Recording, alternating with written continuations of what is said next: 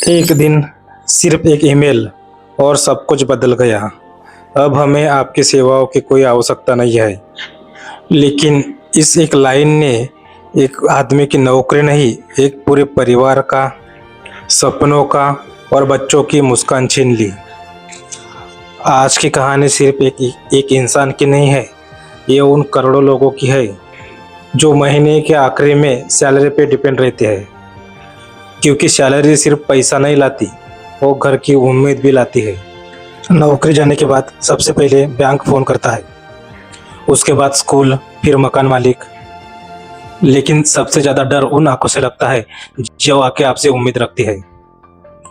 धीरे धीरे आदमी का बैंक बैलेंस की तरह आत्मविश्वास भी कम होते जाता है।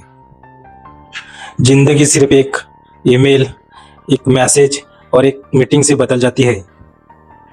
नौकरी जाना सिर्फ आय का रोकना नहीं है, ये एक परीक्षा है। एक आदमी के आत्मविश्वास की परीक्षा, एक फैमिली की परीक्षा, एक आदमी की परीक्षा, एक उम्मीद की परीक्षा और सबसे बढ़कर उस आदमी की परीक्षा रहती है जो एक परिवार की रीढ़ की हड्डी बनकर खड़ा रहता है। मिलिए राहुल से। राहुल एक 32 साल का युवक था। एक मिडिल क्लास फैमिली में कमाने वाला अकेला लड़का था राहुल। कंपनी में सीनियर एसोसिएट की जॉब पे अपॉइंटमेंट था उसका। राहुल के कंधों पर सिर्फ उसकी जिम्मेदारी नहीं थी, उसकी बेटी की फीस, नए घर की ईएमआई, उसके माता पिता की दवाइयाँ, इन सब की जिम्मेदारी उसके ऊपर थी। फिर आया वो मनहूस दिन जब मंदी का बहाना बनाने कर कंपनी ने राहुल को एक ईमेल भेज दिया। उस दिन राहुल घर लौटा, लेकिन उसके हाथ में सैलरी का चेक नहीं था, उसके हाथ में उसके डेस्क पर रखने वाली चीजों का बॉक्स था। हफ्तों में राहुल ने कैसे भी मैनेज किया। उसको लगा कोई ना कोई नौकरी जरूर मिल जाएगी। इस बीच राहुल ने कई सारी कंपनियों में रिज्यूमे भेजा था, लेकिन बहुत जगह से उसे सिर्फ निगेटिव ही आंसर मिल रहा था। जैसे हम अब आपको बाद में बताते हैं, या you are so more qualified, ऐसे आंसर उसको मिलते थे। ऐसे करते करते दिन हफ्तों में, हफ्ते महीनों में गुजर गए। अब राहुल की सेविंग खत्म हो रही थी। उसको जब बैंक से फोन आता था तो उसका दिल बैठ जाता था। इस सिचुएशन में सबसे बड़ा काम था समाज का सामना करना। जैसे पड़ोसियों का पूछना कि अरे ओ राहुल, आजकल तुम काम पे नहीं जाते। नौकरी जाने से सिर्फ जेब ही खाली नहीं होती, आदमी का आत्मविश्वास भी कम हो जाता है। अब राहुल को भी लगने लगा था कि वो एक नाकाम इंसान है, क्योंकि वो अब अपने परिवार की छोटी छोटी चीजें भी पूरी नहीं कर सकता था। 4 महीने बीत गए थे। राहुल पूरी तरह से टूट गया था। अब वो घर में बैठकर सिर्फ मोबाइल पे रील स्क्रॉल कर रहा था। तब उसने एक स्टोरी पढ़ी। ये कहानी उन बच्चों की है जिन्होंने अपनी पॉकेट मनी बचा के, अपनी पूरी सेविंग बचा के एक गोल्ड फिश का टब लेने की सोचा था। इसको आप उनका पहला सपना भी समझ सकते हैं या पहली इन्वेस्टमेंट भी समझ सकते हैं, क्योंकि ये उनकी खुशी को दोगुना कर रहा था। लेकिन जैसे ही वो टब उठा के गाड़ी से बाहर लेके जा रहे थे और वो टब गिर गया, और टब के साथ टब में से पानी भी गिर गया, और उस पानी के साथ वो मछलियां भी गिर गई और मछलियां जमीन पे बिखर गई।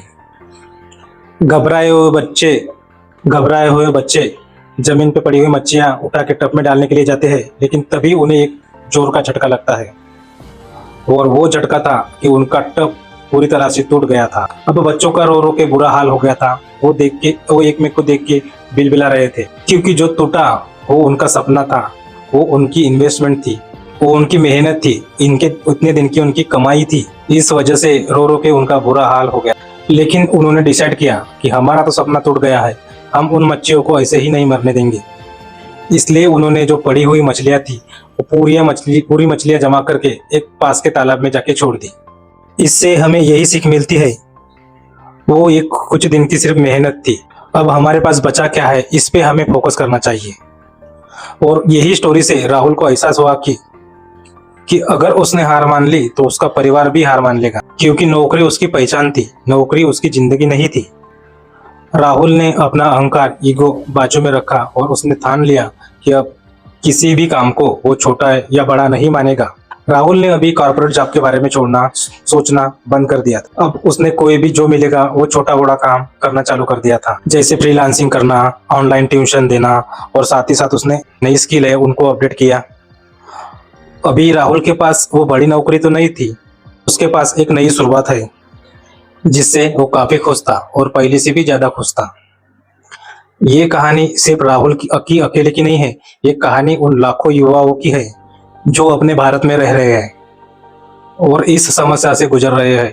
याद रखिए, एक बंद दरवाजा आपकी काबिलियत का फैसला नहीं कर सकता। आपकी सिर्फ नौकरी गई है, आपके पास जो हुनर है, जो टैलेंट है, वो अभी भी आपके पास बरकरार है, क्योंकि आपकी सिर्फ नौकरी छुट्टी है, आपका हुनर आपके पास है। अचानक नौकरी के जाने के बाद कई लोग डर, गुस्से, ऐसी अपराधजनक भावना से गुजरते हैं। ये कोई असामान्य बात नहीं है, ये बात इंसान के मानवीय प्रक्रिया की है, क्योंकि समाज अक्सर दिखाई देने वाली चीजों को ही सफलता मानता है, जैसे पद, इनकम, नई गाड़ी। इन्हें देखकर ही वो आपकी तुलना करते हैं। पूछा गया हर सवाल बुरा नहीं होता, लेकिन आदमी जब पहले से ही टेंशन में हो तो साधारण प्रश्न भी आदमी को बुरा लगता है, क्योंकि एक बेरोजगार व्यक्ति का सबसे बड़ा विरोधी उसका मन बन जाता है। वह सोचता है कि मैं क्या पर्याप्त नहीं हूँ, और यही से ही आदमी का आत्मविश्वास कम होते जाता है और वही सवाल उसे अपने असफलता की याद दिलाता है। क्या मेरी मेहनत बेकार थी? क्या मैं अपने परिवार की कोई कमी पूरी नहीं कर सकता? और यही स्थिति अगर लंबे समय तक चलती रही तो आने वाले समय में जो नई अपॉर्चुनिटीज रहती है उसमें भी उसे अपनी कमी नजर आने लगती है। और इसी मुश्किल समय में परिवार की भूमिका अहम रहती। उसमें से पहला है बिहेवियरल साइकोलॉजी। तनाव में इंसान गलत फैसले क्यों लेने लगता है? कल्पना कीजिए, आपके मोबाइल पे मैसेज चला आता है, आपकी नौकरी समाप्त की जा रही है। उस पल दिमाग का पहला काम समस्या का विश्लेषण करना नहीं होता, उसका पहला काम होता है आने वाले मुसीबत से बचना। उस समय इंसान के शरीर में एड्रेनालिन और कार्टिसोल जैसे तनाव हार्मोन बढ़ सकते हैं और यही प्रतिक्रिया खूब नुकसानदायक होती है। इसी कारण कोई भी व्यक्ति बिना सोचे किसी भी नौकरी के लिए हाँ कर देता है। उसमें दूसरा है स्टेटस एंग्जाइटी। तुलना इंसान को अंदर से कैसे तोड़ देती है।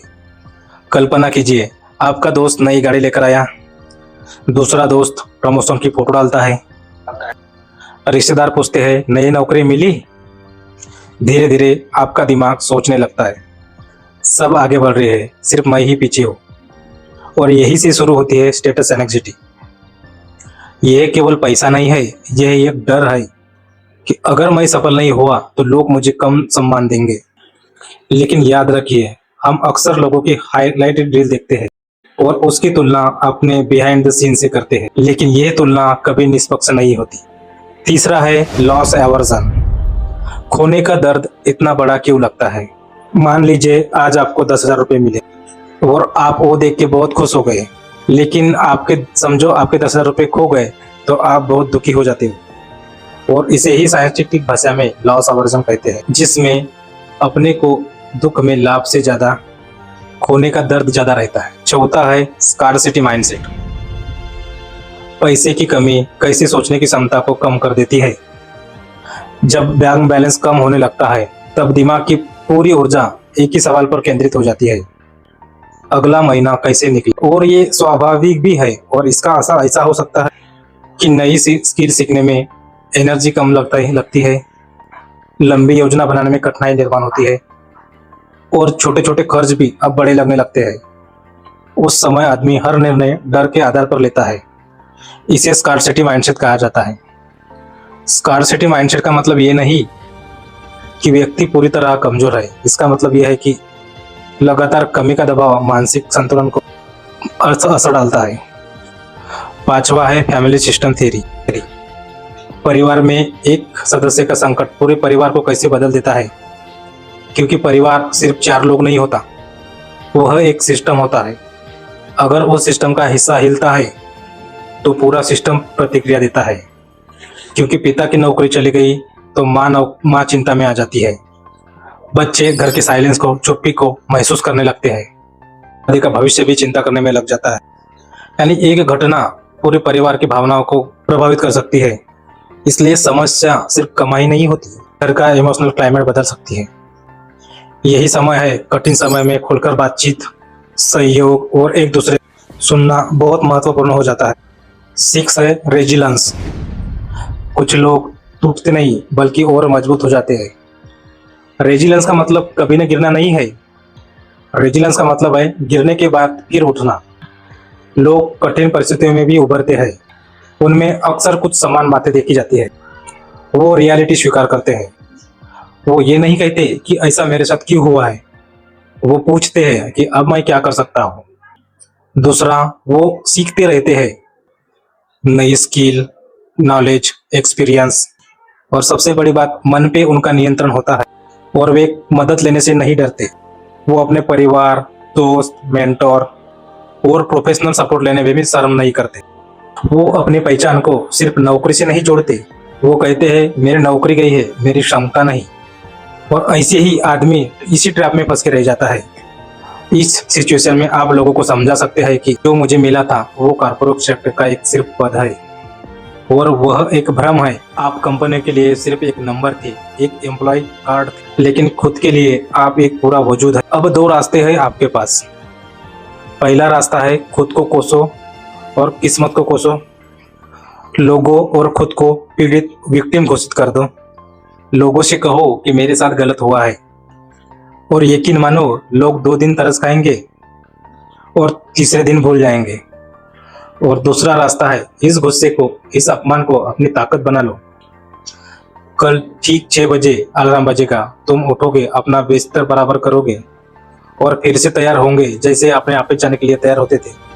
लेकिन इस बार तुम किसी बॉस के लिए नहीं बल्कि खुद के लिए काम करोगे। 10 नए रिजेक्शन एप्लीकेशन आए, रिज्यूमे आए, 20 जगह आप रिज्यूमे भेजो, 20 जगह अप्लाई करो। अगर मार्केट के हिसाब से तुम्हारी स्किल्स पुरानी हो गई है तो रात दिन एक करके नई स्किल सीखो। लोग हंस रहे हैं, उनके हंसने की आवाज को अपने कानों में हेडफोन लगा के और अपनी शांति में डूब जाओ। याद रखना, जब कोयले पे सबसे ज्यादा दबाव पड़ता है तभी वो हीरा बनता है। ये ले ऑफ, ये मंदी, ये बेरोजगारी, यह एक इशारा है कि तुम वह उस छोटी नौकरी कुछ बड़ा काम करने के लिए बने हो। अगर यह वीडियो आपको अच्छी लगी हो तो इसे लाइक और शेयर जरूर करिए।